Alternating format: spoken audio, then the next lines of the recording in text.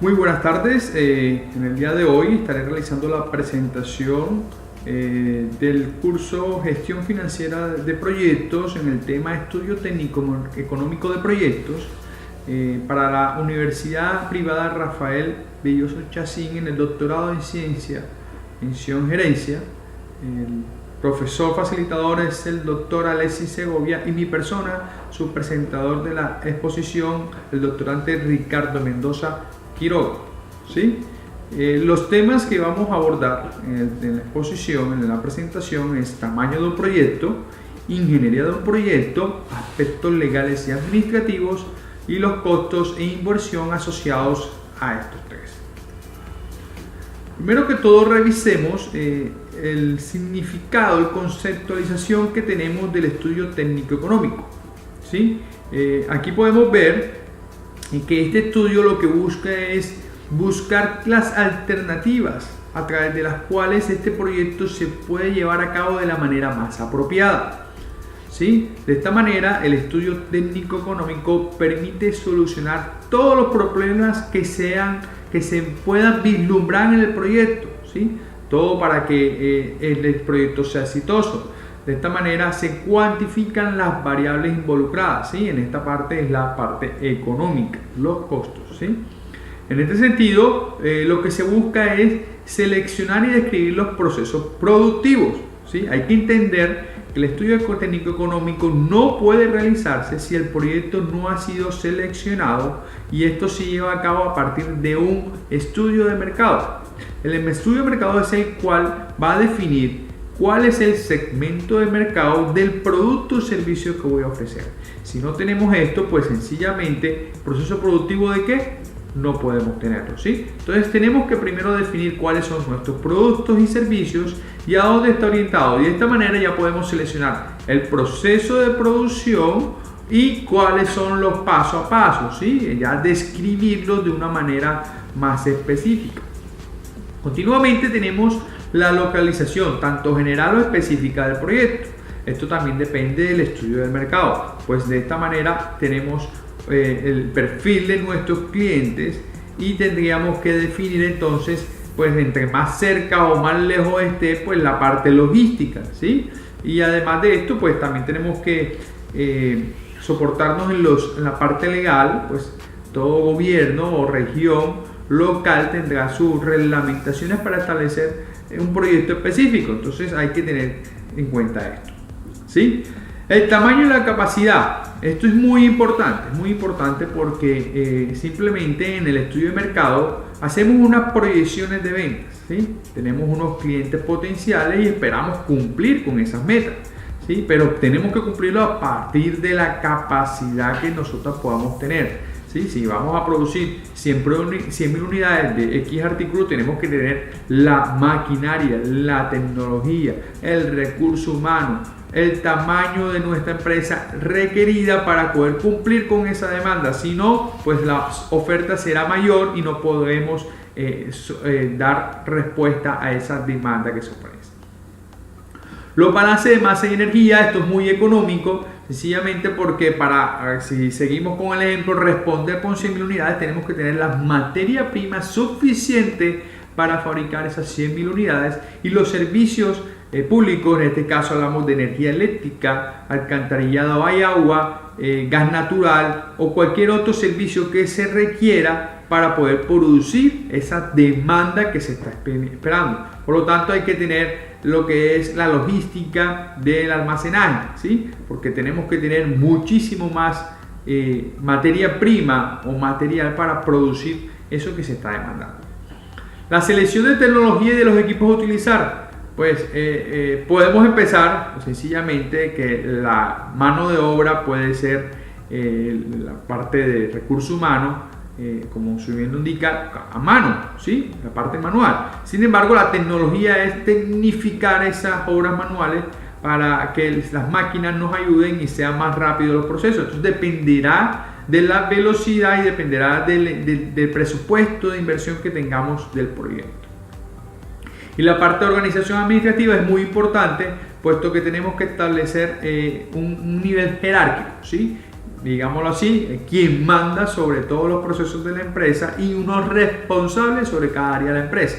De esta manera podamos tener bien organizados los procesos y asimismo en la parte económica tenemos que hacer un presupuesto de nómina, ¿sí? Con todo lo que tenga que ver en sus cargas salariales y prestacionales. Entonces aquí podemos ver todo lo que involucra un estudio técnico-económico.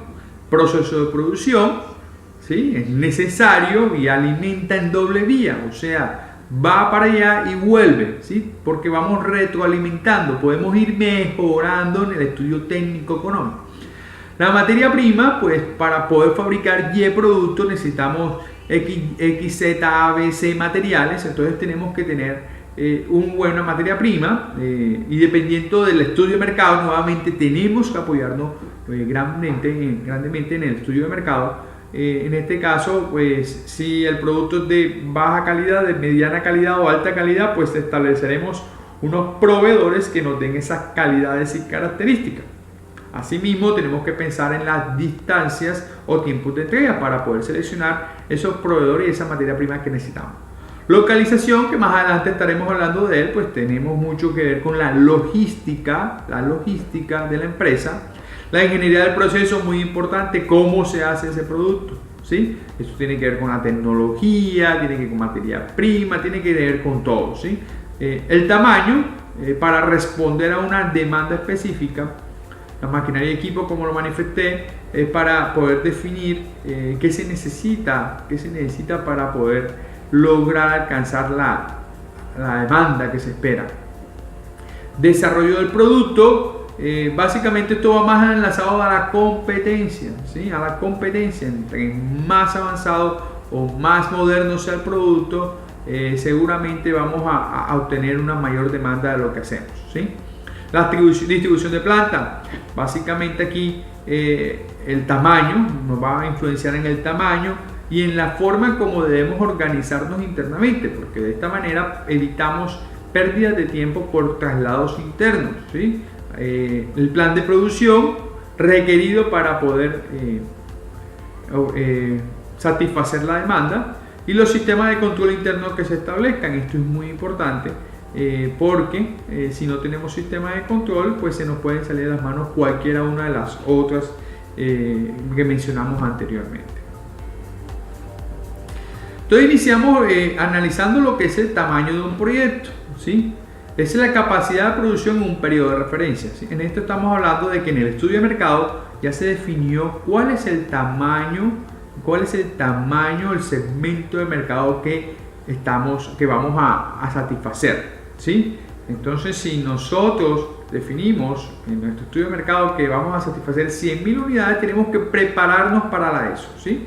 Tenemos que prepararnos para esas unidades que hemos definido en el estudio de mercado, ¿sí? En esa forma, pues tenemos que prepararnos técnicamente, ¿sí? Tenemos que ver si a mano con procesos manuales o se necesita maquinaria especializada para cumplir en el tiempo la producción de esas unidades, ¿sí? De esta manera podemos hablar que existen unas capacidades del proyecto, ¿sí? Cuando se habla de capacidad efectiva es cuando estamos cumpliendo con esa demanda, con la capacidad teórica. La teórica es la que nos muestra el estudio de mercado y la capacidad efectiva es que estamos igual o por encima, podemos cubrir con esa demanda.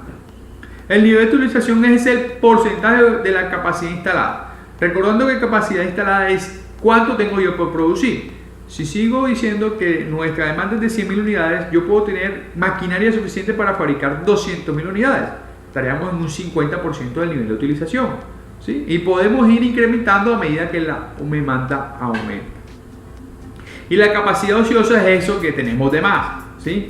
Si vamos a producir 100.000 unidades, no podemos tener maquinaria de 1.000.000 de unidades. Tenemos maquinaria para 900.000 que no vamos a vender por ahora. Podríamos estar perdiendo dinero y hay que tener mucho cuidado con la capacidad ociosa de un proyecto. También podemos definir que la capacidad de un proyecto puede dividirse por la capacidad de diseño, capacidad instalada y capacidad utilizada.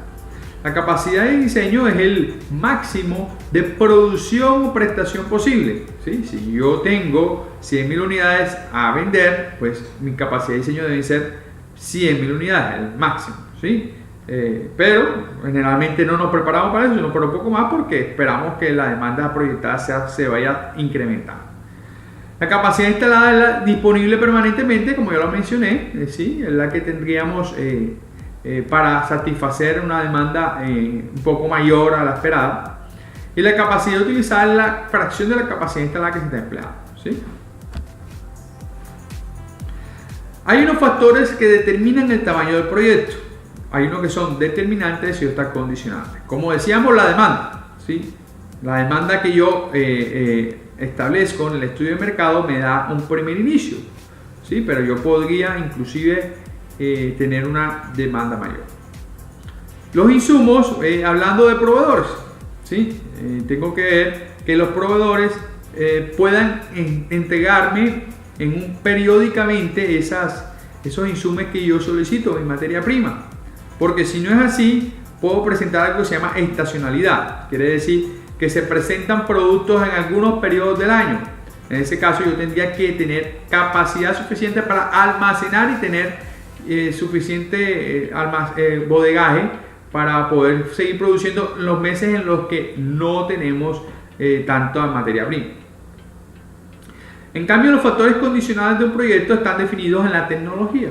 ¿Sí? La tecnología básicamente porque podemos tener diferentes formas de producir, pero a unos costos diferentes. Eso nos condiciona el proyecto, ¿sí? La localización, por lo menos aquí donde yo vivo, en la ciudad de Barranquilla, Colombia, estamos definidos todas las empresas por el plan de ordenamiento territorial, lo cual dice que algunas zonas de la ciudad no pueden ser para empresas, ¿sí? Para empresas industriales.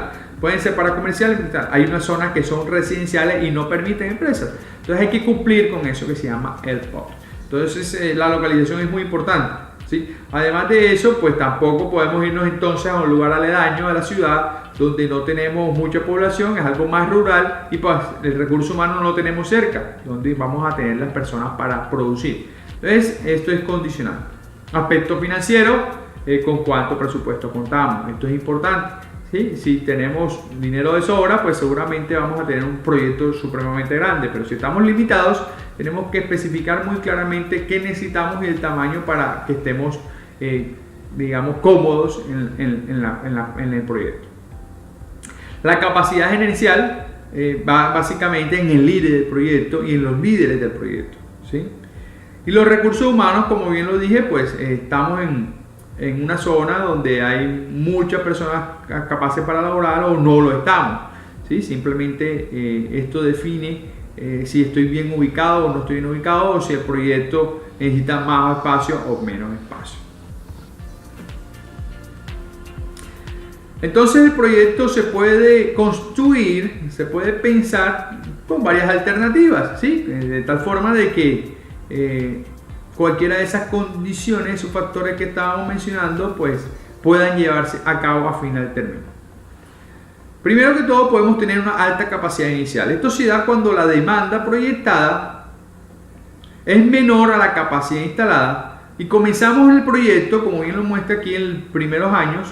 Los primeros años estamos con una capacidad instalada muy alta y la demanda baja, pero sabemos que a medida que pasa el tiempo, esperamos que esa demanda incremente, de tal forma que la capacidad ociosa se disminuye hasta en un periodo 10 años, 12 años, 15 años, logremos esa capacidad instalada, ¿sí? Esto inicialmente es algo costoso, puesto que seguramente para tener una capacidad instalada mayor, pues necesitamos invertir en dinero, espacio, bodegajes, ¿sí? Y son ociosos porque no estaremos utilizando inicialmente, pero a medida que pasa el tiempo, este está condicionado cuando el flujo financiero o la capacidad de inversión es alta y no tenemos límite de inversión.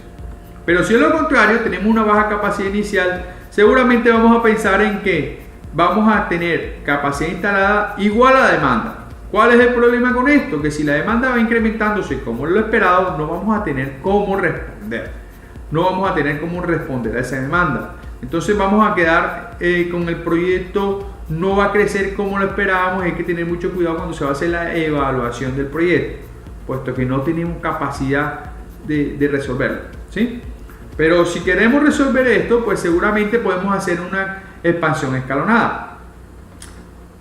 Invertimos inicialmente con una capacidad instalada mayor a la demanda, pero con una capacidad ociosa muy pequeña, ¿sí? De tal forma que a medida que pasa el tiempo, muy corto, en un tiempo muy corto, logremos alcanzar esa capacidad instalada, y cuando lleguemos a ese punto ya estemos preparados para invertir nuevamente e incrementar esa capacidad instalada, y hacerlo periódicamente, de tal forma de que la inversión inicial es menor, pero teniendo en cuenta que a medida que pasa el tiempo, en unos periodos específicos tenemos que invertir para incrementar esa capacidad instalada en respuesta a la demanda que se va incrementando. También, ¿qué tenemos? Pues tenemos que la capacidad inicial sea menor, porque es algún proyecto piloto, como lo dice ahí, y bueno, sorpresa, la demanda es mayor, entonces hay que ir creciendo para alcanzar a la demanda, ¿sí? De pronto estamos limitados en presupuesto, en costos, en dinero, y hay que irlo haciendo escalonadamente, paso a paso, para que al final podamos llegar a satisfacer la demanda, ¿sí? Pasen 5, pasen 10 años, pero tendríamos que nivelar la capacidad instalada con la demanda para poder satisfacer el mercado.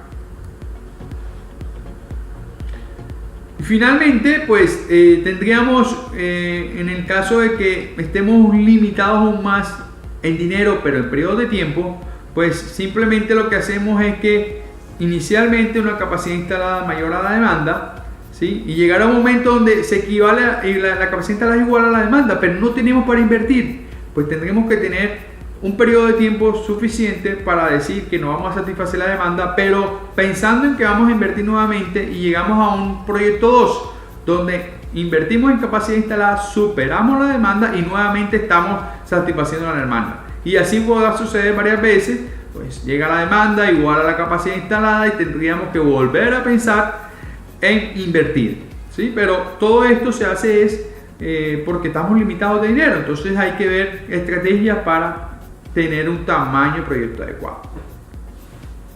Recordemos que el tamaño del proyecto adecuado depende de la investigación del mercado que se haga, ¿sí? Y a medida que vaya creciendo el proyecto, pues tendríamos que ver cuáles de estas situaciones estaríamos viviendo y decidir sobre cuál invertimos.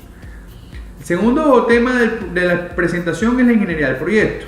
Básicamente esto determina los procesos que se van a hacer internamente dentro de la empresa.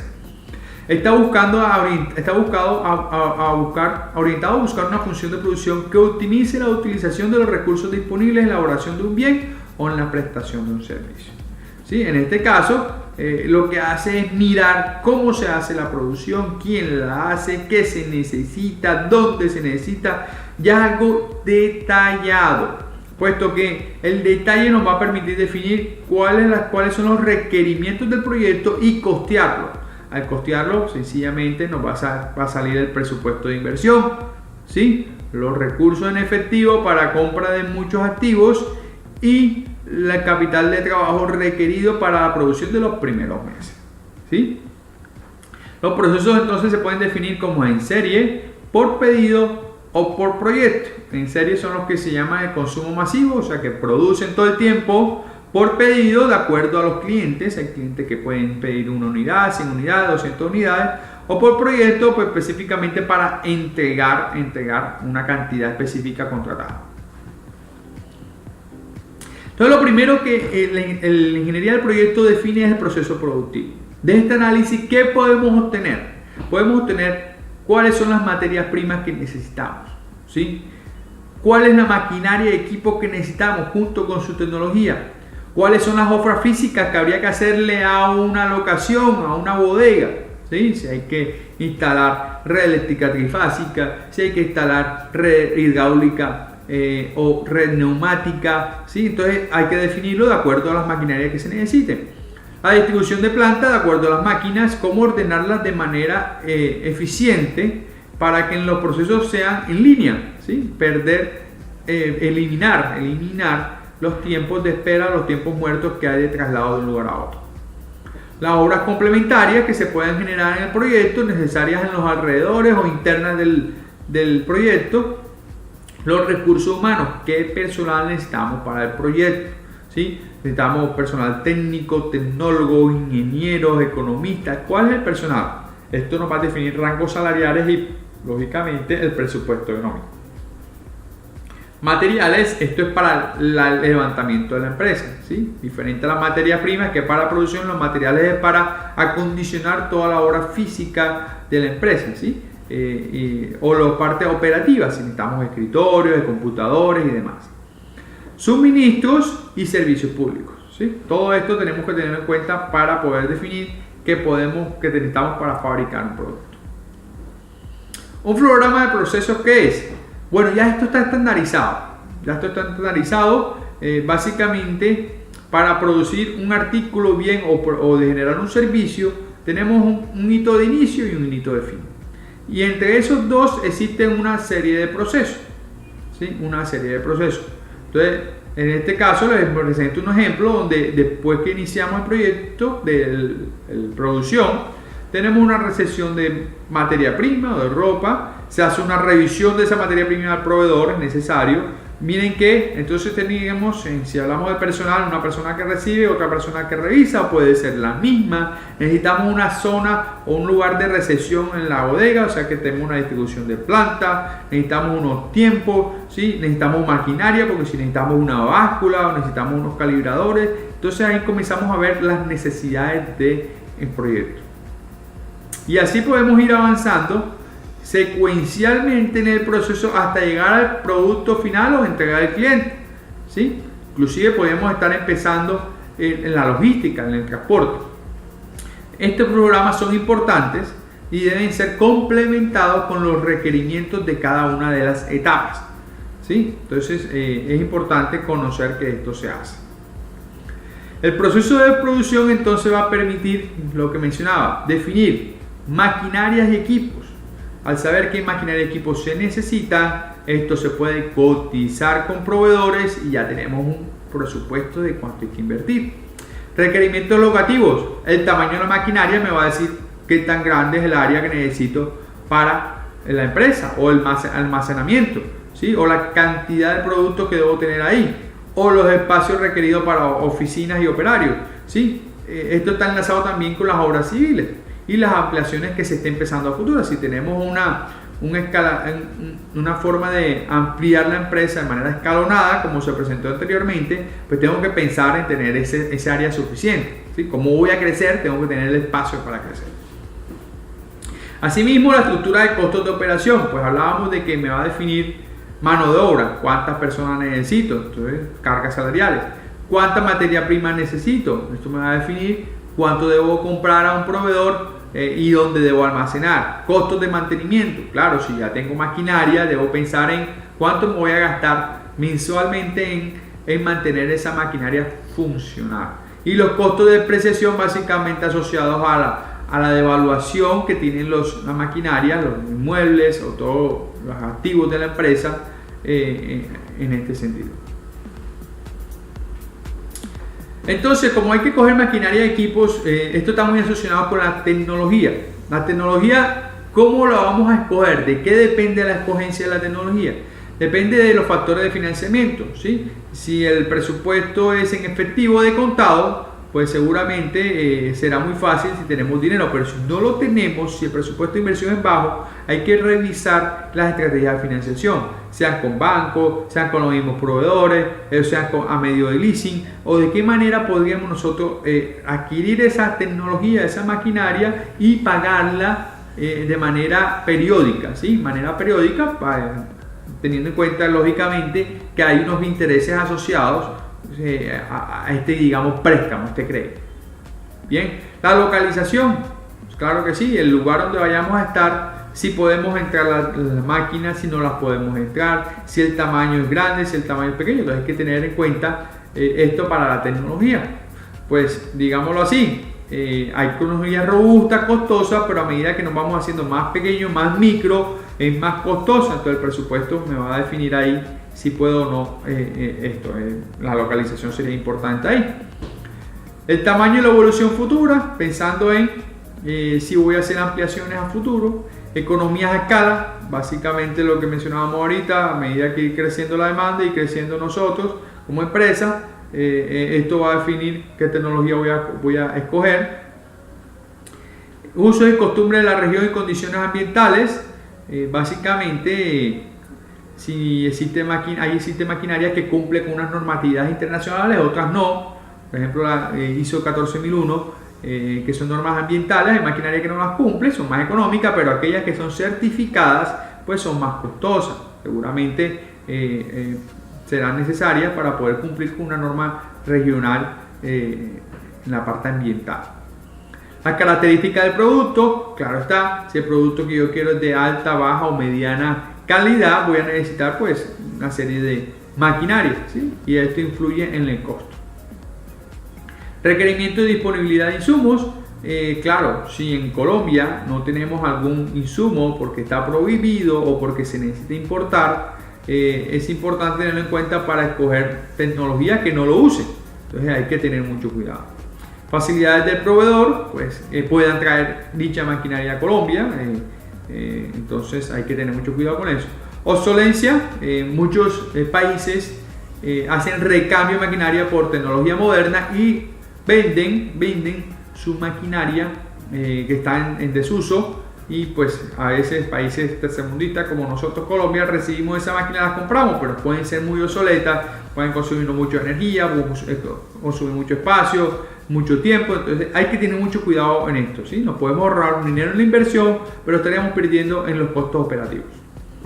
Políticas de empleo, en este caso pues estamos hablando del recurso humano que estamos escogiendo, ¿sí?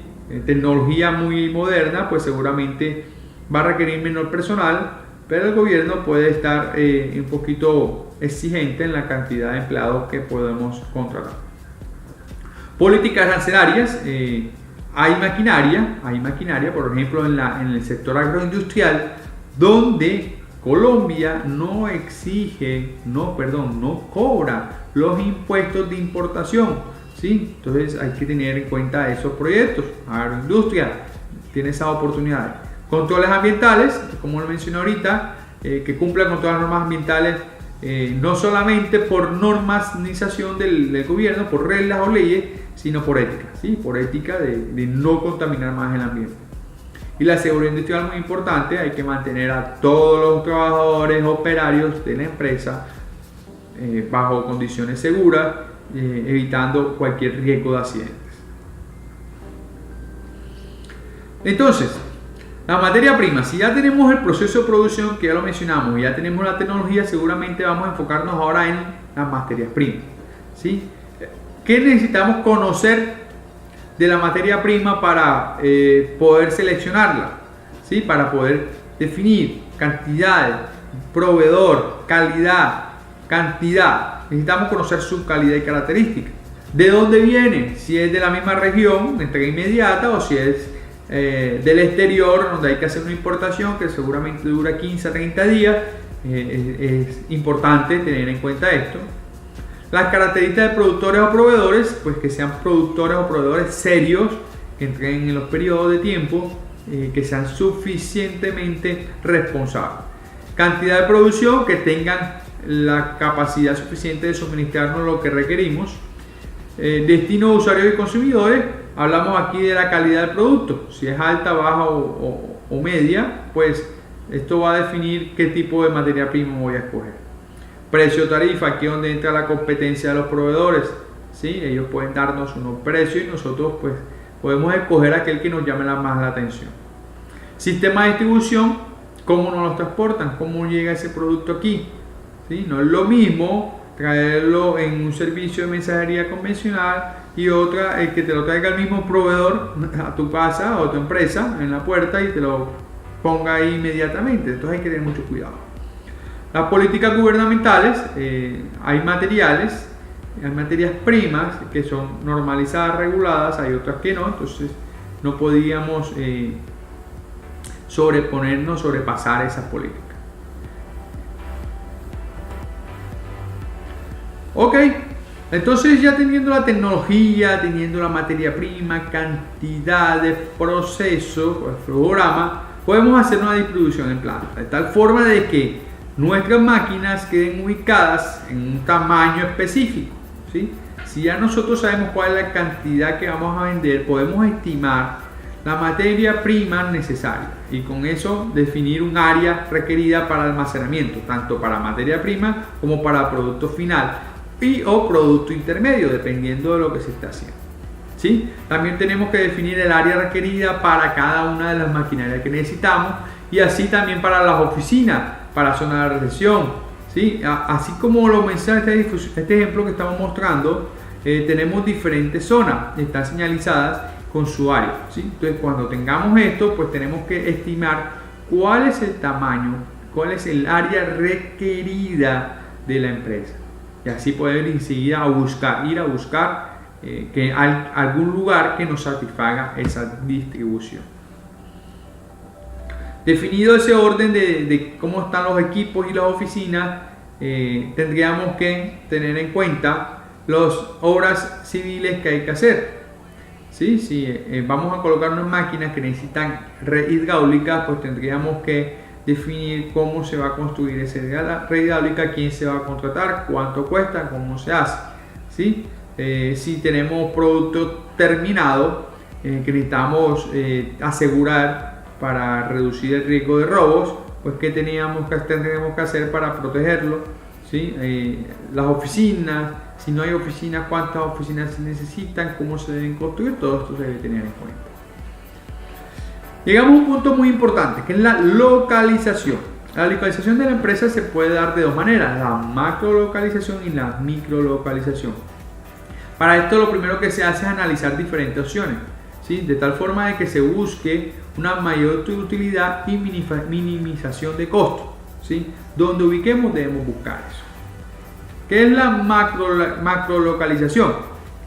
La macrolocalización es una zona, digamos, normal o común, donde se ubican diferentes empresas por facilidades de transporte, ¿sí? Por políticas del gobierno, por cercanía a la mano de obra, por cercanía a la materia prima, por tener energía eléctrica, digamos, trifásica, que no en cualquier zona lo tiene, por facilidad de acceso al agua gratuita, de pronto de un río, por cercanía de un proveedor de combustible, por incentivos fiscales. Yo, por ejemplo, en Barranquilla, Colombia, aquí donde yo vivo, existen unas políticas de beneficio para quienes se ubiquen en zonas industriales fuera de la ciudad.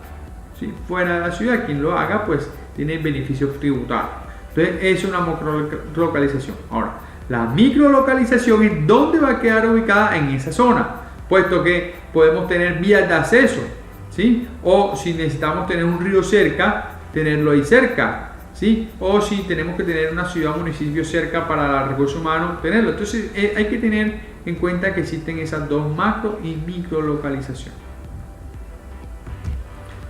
¿Qué tenemos en cuenta? Entonces, como lo dijimos, los servicios públicos, las condiciones climáticas. Estamos hablando, por ejemplo, en Barranquilla sufrimos que cuando hay lluvias, las vías de automóviles se forman unos ríos de agua, acá se le llaman arroyos. Entonces, si nosotros queremos evitar esto, donde nos ubiquemos, la localización no debe tener presencia de esto, ¿sí?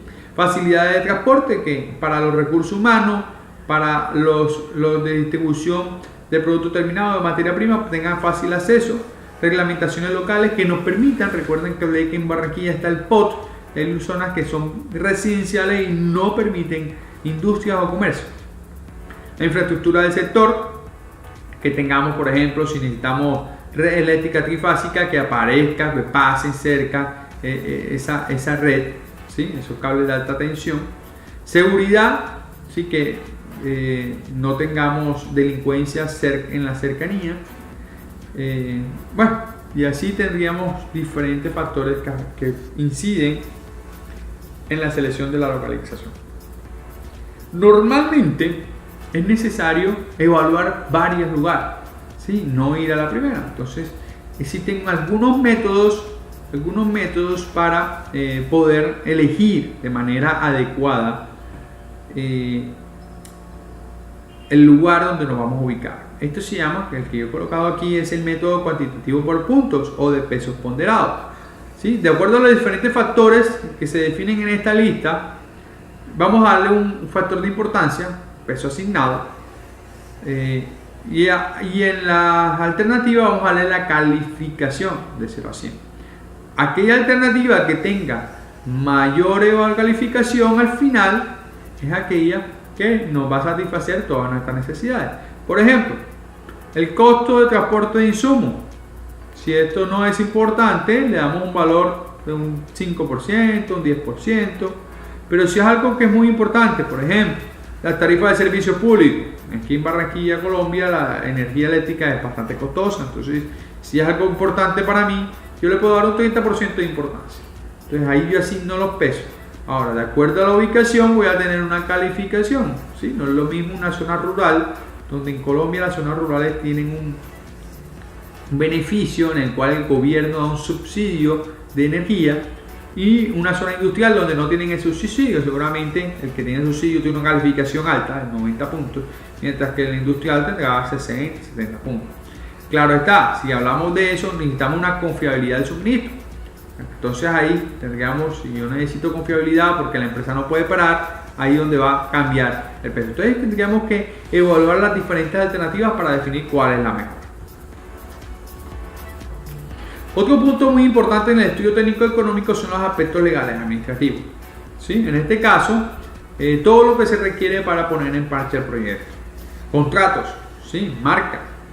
Aquí en Colombia se exige el registro en la Cámara de Comercio, donde se definen quién es el representante legal, actividad comercial, todo lo relacionado con la parte legal, y tiene un costo, ¿sí? Tiene un costo asociado, lo cual quedaría impuesto.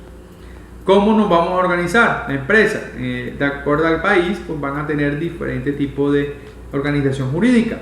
En Colombia existe la limitada, sociedad anónima limitada, régimen simplificado, unipersonal, sociedad de hecho. Entonces hay que escoger, hay que definirlo. ¿Sí? Cada uno de ellos va a tener unos impuestos diferentes, entonces hay que definirlo esto. Tributarios, teniendo en cuenta la escala de impuestos que se debe pagar. ¿Sí? Para esto es conveniente consultarlo con un contador para que puedas asesorarnos del tema. Parte laboral, si ya definimos el recurso humano allá en el proceso de producción, pues aquí tenemos que tener en cuenta que hay que hacer una contratación de personal. Esto lleva unos costos laborales. Por ejemplo, para contratar a una persona hay que hacerle unos exámenes médicos de ingresos, eso tiene un valor, un costo, y hay que pagarlo. ¿Sí? Lo mismo los salarios, ¿sí? Lo mismo de los contratos. Entonces, esto hay que tenerlo mucho en cuenta. Los administrativos, lo mismo, contador, nuestra mano derecha debe ser un contador, donde nos va a definir cuáles son las normas de facturación, cómo se van a hacer las políticas de cobranza, cómo se van a hacer las políticas de cobro. Algunos de estos tienen costos asociados, puesto que, digamos, la cartera morosa genera un interés asociado a esto. Aquí tenemos entonces unos ejemplos de la parte ya económica. Todo lo que venimos hablando es más relacionado con la parte técnica, pero asociado a la parte económica. Una vez se defina la localización, la distribución de plantas, la maquinaria de equipo, pues tenemos que entrar a definir cómo se van a ubicar en esa distribución de plantas. ¿Sí? Entonces, de acuerdo a esto, uno define con un arquitecto o ingeniero civil que nos ayude con esto un poco, definir con las cotizaciones cuánto nos cuesta. ¿Sí? En este caso, pues el proyecto necesitaría una planta A, que son 2.000 metros cuadrados, y nos costaría $1.000 millones. Una planta de B, de 1.200 metros cuadrados, nos costaría $600.000. Unos cercos para proteger de seguridad, 1.500 metros lineales, $120.000, oficinas, 200 metros cuadrados, 130.000, y la vigilancia, que generalmente se utiliza en la entrada, de 14.000, para una inversión inicial de $1.864.000. Mucho cuidado. Entonces, una empresa, estamos hablando de una empresa bastante grande, un proceso de inversión que hay que tener. En caso de que no se cuente con ese dinero, Hay que revisar entonces cada una de estas cotizaciones para la inversión en obras físicas. En maquinaria, claro, necesitamos unas máquinas y equipos para producir, ¿sí? Entonces, para producir esa demanda, claro está, una demanda, nuestra capacidad instalada nos define la maquinaria. Entonces tenemos 10 tornos, 5 soldadores, 3 prensas, una polidora y 8 sierras. Cada uno tiene unos costos unitarios, lo cual nos da unos costos totales. Como son unos activos, hay que darle una vida útil para que entren en los costos operativos de depreciación. Hay que tenerlo en cuenta. Aquí tenemos una suma de 21.700 miles de dólares que hay que invertir para esta empresa. ¿Qué otros costos hay que tener en cuenta?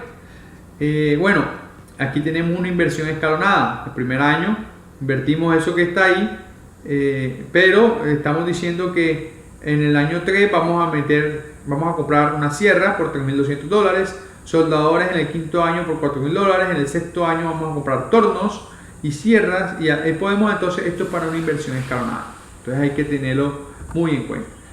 Muchas veces esas inversiones también se hacen para desechar esa maquinaria que ya está de pronto usada, ha presentado problemas y hay que recambiar, para un recambio. Balance de personal, bueno, costos de operación. Aquí, dependiendo del recurso humano que necesito, entonces yo tendría que definir sus salarios, sus costos asociados, ¿sí? Mensualmente. Para este ejemplo, acuerdo a las personas que requiere la empresa, ya vieron que una empresa grande con más de 100 personas contratadas, se necesitan 249.200 miles de dólares anuales para producir, ¿sí? Para poder funcionar. Entonces el director del proyecto deberá definir el periodo improductivo de la empresa, o deberá definir el periodo en el cual el inversionista deberá invertir para capital de trabajo. En este caso, para poder responder con los salarios de esos empleados durante los primeros meses que pueden no tener ventas o sus ventas no superen la expectativa de la demanda. Los costos de operación, pues en este caso la materia prima, ¿sí? En este caso están definiendo, según la demanda anual, se necesitarían esas cantidades de esa materia prima, ¿sí? Con unos proveedores ya estudiados en la ingeniería del proyecto, pues se tienen unos costos asociados de 84.575.000 millones de dólares anuales. Entonces, dependiendo de la política que se defina para la inversionista, hay que definir cuántos meses hay que definir de capital de trabajo para invertir en el proyecto. Por ejemplo, si yo defino lo normal, lo recomendado, 3 meses mínimo, 3 meses de capital de trabajo, estaríamos hablando de que el inversionista debe tener disponible más o menos 21 millones de dólares para responder con la materia prima de esos 3 primeros meses iniciales, ¿sí? Lo mismo sería con la mano de obra. Servicios públicos, claro, también entra en el capital de trabajo. Si vas a necesitar aportar energía, gasolina, soldadura, pintura, entonces vas a necesitar unos valores. Esto también será cotizable, ¿sí? Podemos definir unos valores estimados por 86.320.000 millones de dólares anuales. ¿Sí? En este caso, igual si la política es de 3 meses, voy a necesitar cerca de 21.500.000 dólares por los 3 meses en la inversión. Entonces, miren que no solamente en los activos, sino necesitamos un capital de trabajo. Y esto se hace a partir del estudio técnico económico. Bueno, esto ha sido todo por nuestra presentación. Espero que les haya gustado y agradezco la participación en el foro del chat de esta presentación. Muchas gracias por su atención. Nos vemos en la próxima.